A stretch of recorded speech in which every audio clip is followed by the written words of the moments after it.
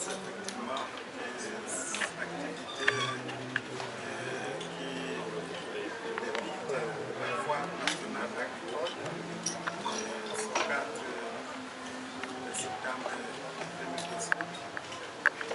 D'abord, l'objectif de cette foire agricole nationale, c'est de faire rencontrer différentes associations, ces coopératives d'agriculteurs et des éleveurs pour faire la promotion de leurs produits. Deuxièmement, c'est une occasion de faire le renforcement de capacités et échange d'expérience. Comme vous l'avez vu, il y a la population qui est venue de toutes les provinces du pays. Et aussi, nous avons des agriculteurs qui sont venus ailleurs de notre pays, notamment la Tanzanie, le Tchad et le Cameroun. Et puis, troisièmement, c'est de faire valoir la visibilité de nos produits agricoles et d'élevage et ainsi inciter ceux qui pensent que le métier d'agriculture et d'élevage n'est pas un métier rentable, mais plutôt que c'est un métier très honorable. Nous avons profité de cette occasion pour lancer un appel à la population, oui, d'augmenter la production agricole et d'élevage, mais dans des conditions écologiquement saines. C'est ainsi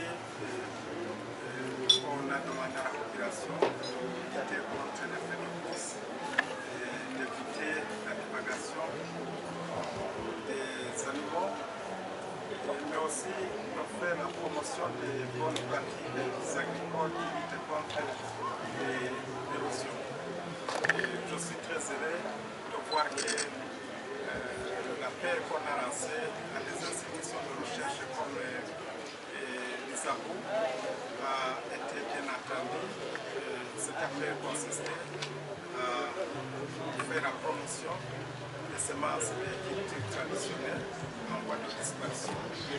Et on nous annonce qu'à partir de cette saison hivernale 2019, on pourra avoir des semences qu'on va disséminer au sein de la population. Mais aussi, j'ai été très encouragé de voir que la population est en train de bien suivre les techniques de transformation et de conservation. C'est ainsi que nous avons vu qu'il y a par exemple la farine du haricot qui sera fabriquée de la poudre. Et cela, c'est un pas très important parce que ça va diminuer le poids de chauffage qu'on utilise pour le haricot et ainsi protéger la plante.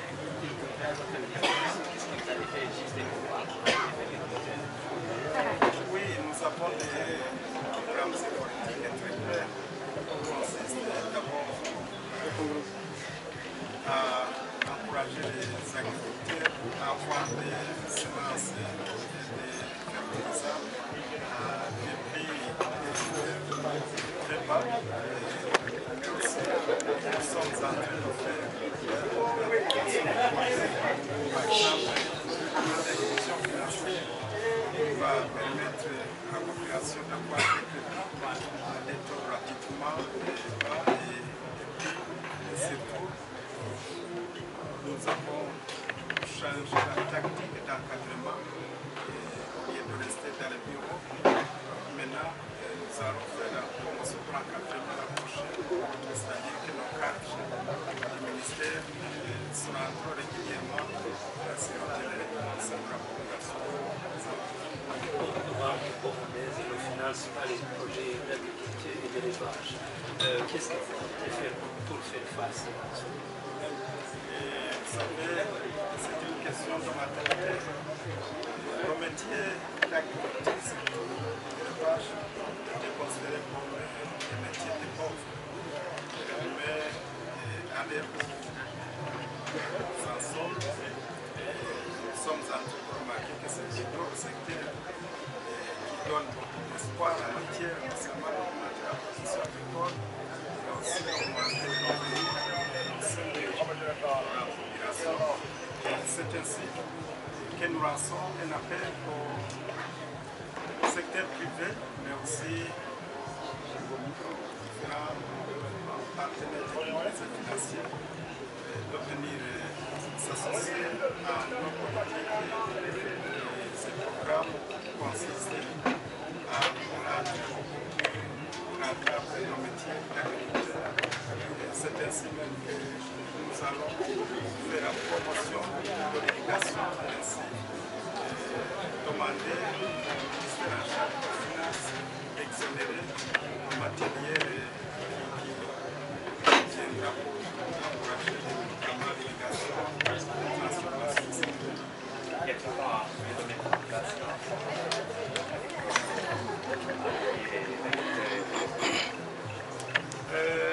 Nous allons bientôt commencer un projet d'inclusion financière